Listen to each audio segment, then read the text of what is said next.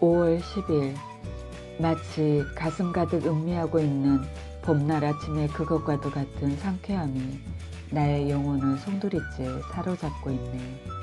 나는 혼자서 호젓하게 시간을 보내며 나와 같은 사람을 위해 마련된 듯 싶은 이곳에서 마음껏 나의 생활을 즐기고 있네. 나는 정말 행복하네.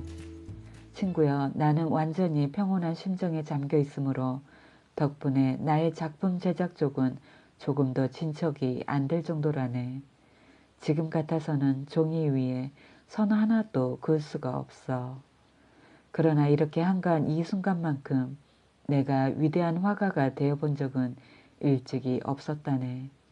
나를 둘러싼 아름다운 골짜기에서 안개가 피어오르고 중천의 햇빛이 스며들 수 없는 숲의 어두운 표면에서 흔들거리며 겨우 몇 줄기의 햇살만이 그 성스러운 안쪽으로 비쳐들고 있다네. 그리고 나는 흐르는 여울가에 무성한 풀밭에 드러누워 대지에 얼굴을 바싹 붙이고 갖가지 풀들을 호기심에 찬 눈으로 살펴보곤 한다네. 이 조그마한 풀포기 사이에서 벌어지고 있는 작은 세계의 움직임과 새삼 자신의 모습을 본떠 우리 인간을 창조한 전능하신 하나님의 존재를 실감하고 우리를 영원한 환희 속에서 떠돌게 하여 보살펴주는 지극히 높고 자애로운 분의 숨결을 느끼게 된다네. 더욱이 친구여, 이윽고 시간이 흘러 내 주위가 어두워지면 나를 둘러싼 주변의 세계와 하늘은 마치 연인의 모습과도 같이 나의 영혼 속에서 고요히 숨쉬게 되지. 그럴 때면 나는 가끔 그리움을 느끼며 생각한다네. 아, 내가 이 광경을 표현할 수 있다면 내 가슴속에 이처럼 뜨겁고 이처럼 풍부하게 숨쉬고 있는 것을 종이 위에 내뿜을 수가 있다면, 그리하여 도화지에 생명을 불어넣어 나의 영혼을 비추는 거울이 되게 할 수가 있다면. 친구여, 그러나 나는 그렇게 생각하는 것만으로도 파멸해 버릴 것만 같네. 이 생명 현상에 장엄한 힘에 압도되어 맥없이 쓰러지고 말겠지. 5월 12일 이곳에서는 사람의 마음을 현혹시키는 정령이 떠돌고 있어서 그런지, 아니면 이 세상 것이 아닌 아름다운 환상이 내 가슴에 깃들었는지 주위의 모든 것이 정말 천국처럼 느껴진다네. 거리에서 조금 떨어진 곳에 샘터가 하나 있는데 나는 저 물의 요정인 메로진의 자매처럼 그 샘에 매혹되어 붙잡히고 말았네. 자그마한 언덕을 내려가면 아치형의 문 앞에 나서게 되고 거기서 다시 20계단쯤 내려간 곳에 그 샘터가 있는데 맑디 맑은 샘물이 대리석 바위 틈에서 솟아나고 있네. 샘터를 둘러싸고 있는 야트막한 돌담, 그 주위를 둘러싸고 있는 높다란 나무들, 이 샘터의 시온스러운 냉기, 이 모든 것들이 사람의 마음을 끌어당기는 것 같고 사람을 전율케 하는 그 어떤 분위기가 있는 것 같네. 나는 날마다 샘가에 1시간쯤 앉아있지 않으면 하루도 지낼 수가 없다네. 그러면 시내에서 아가씨들이 와서 물을 길어가는데 이것이야말로 그 옛날 왕의 따님들도 손수 길어갔다는 태평스럽고 없어서는 안 될 일이었겠지. 내가 여기 앉아 주위를 살펴보노라면 옛 부족시대의 모습들이, 우리네 조상들이 서로 이 샘터에서 알게 되어 청혼하는 모습, 또 우물가에서 자비로운 어떤 영혼이 떠들고 있는 모습들이 눈에 생생하게 되살아나는 거야. 이런 것을 느끼지 못하는 사람은 한여름에 고된 방랑 끝에 시원한 샘물 몇 모금으로 기운을 되찾은 경험이 없는 사람임이 분명할 것세. 5월 13일 나의 책을 이곳에 보내주겠다는 말인가? 제발 부탁하네. 거짓말은 하지 말아주게. 나는 이제 더 이상 남의 가르침을 받거나 고무되거나 자극을 받고 싶지 않다네. 내 가슴은 스스로도 충분히 들끓고 있다네. 나에게 필요한 것은 그것을 진정시켜줄 자장가일세. 그리고 그 자장가들은 내 곁에 있는 호메로스의 시 속에 얼마든지 있다네. 나는 끓어오르는 격정을 얼마나 자주 그 자장가로 달래보았는지 모르네. 내 마음처럼 이토록 변덕스럽고 들뜨기 쉬운 것을 본 적이 없을 걸세. 친구여, 새삼스레 이런 소리를 자네에게 할 필요는 없겠지. 자네는 번민해서 방종으로 달콤한 우울에서 위태로운 정열로 곧잘 변해가는 내 모습을 벌써 여러 번 보아왔을 뿐만 아니라 자네가 곤혹스러워 했던 적이 한두 번이 아니었으니까 말일세. 사실 나는 내 마음을 병든 어린아이 다루듯 하고 있다네. 그리하여 무엇이든 마음대로 하게 내버려 두고 있지. 남들에게는 이런 소리 하지 말게나 좋지 않게 받아들일 사람도 있을 테니까. 5월 15일 이 고장 서민들과도 벌써 낯이 많이 익었는데 모두 나를 호의적으로 대해준다네. 특히 어린아이들이 그렇다네.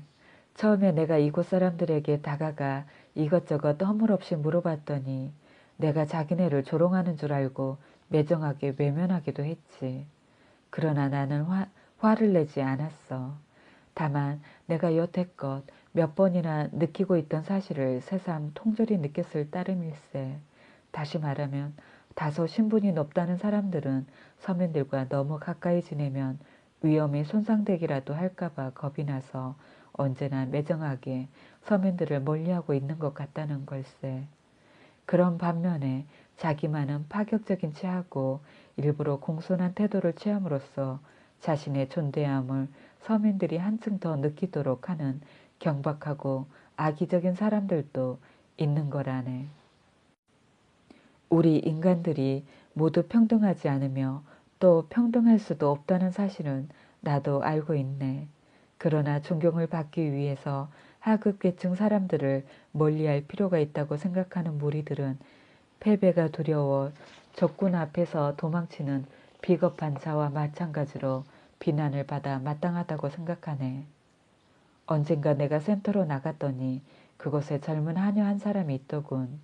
그녀는 물통을 맨 밑에 계단에 올려놓고 사방을 두리번거리고 있었어. 물통을 머리에 이도록 도와줄 아는 사람이라도 없나 하고 살피는 것이었네.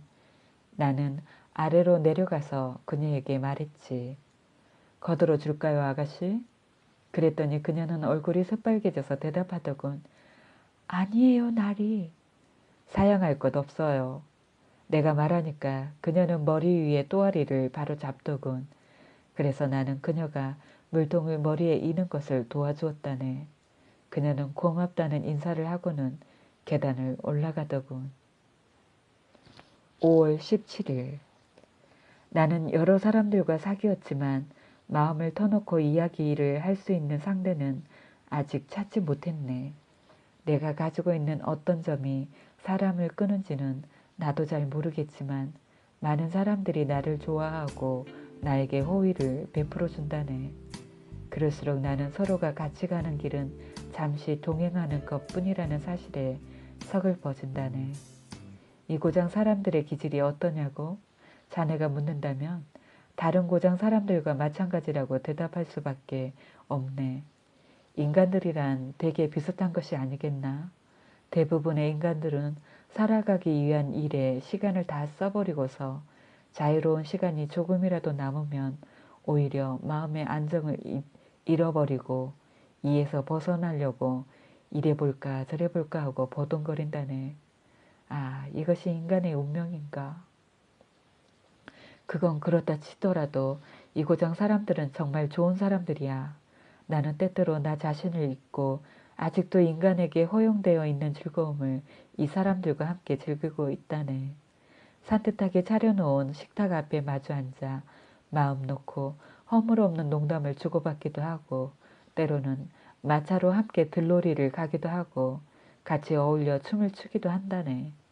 그런 모든 일들이 나에게는 아주 유익한 결과를 가져다 주지.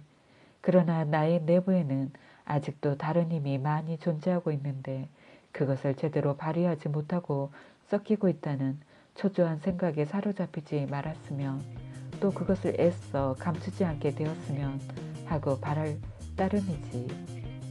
아, 그런 생각을 하면 가슴이 죄어드는 것만 같네. 그러나 오해를 받는다는 것은 나와 같은 인간의 어쩔 수 없는 운명 아니겠나. 아, 어릴 적 친구였던 그녀가 죽지 않았더라면 좋았을걸. 차라리 그녀를 몰랐더라면 이렇게까지 마음이 쓰라리지는 않았을 것을. 나는 자신에게 이렇게 말한다네. 너는 바보야. 이 세상에서 구할 수 없는 것을 찾고 있으니까. 그러나 나는 그녀를 알고 있었고 그녀의 마음을, 그녀의 훌륭한 영혼을 잘 알고 있었다네. 그 영혼이 나를 감싸 주었을 때 나 자신이 현실의 나 이상의 존재처럼 느껴졌지. 왜냐하면 나는 되고자 하는 것이면 무엇이든지 다 될 수가 있었던 걸세. 정말이지 그때 나는 내 영혼이 지닌 힘을 남김없이 발휘할 수 있었네. 그녀와 마주대하고 있으면 그야말로 영묘한 감정에 휩싸여서 자연을 고스란히 내 품 안에 안아들일 수 있었네.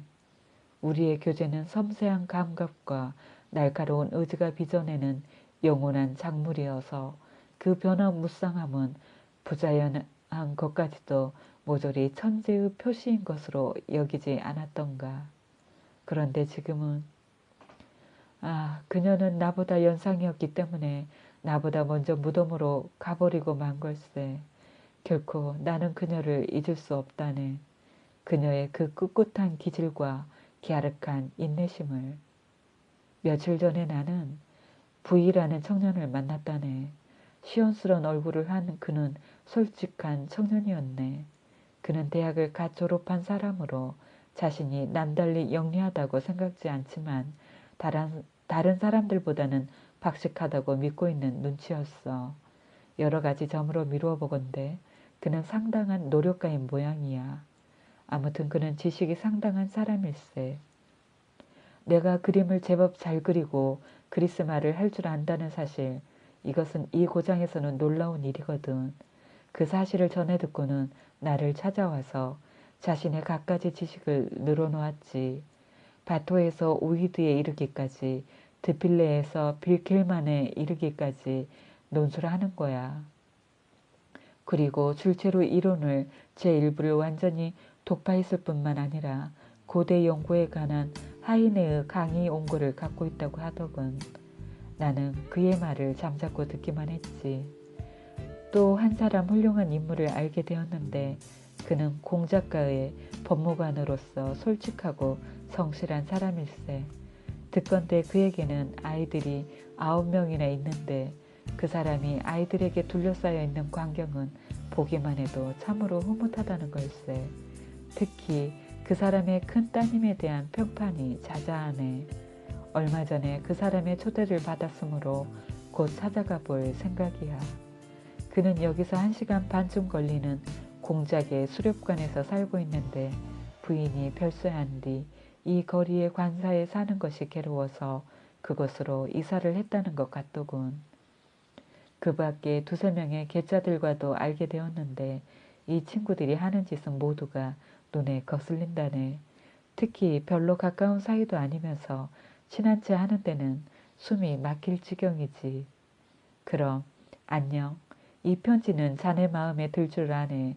철두철미한 사실의 보고니까.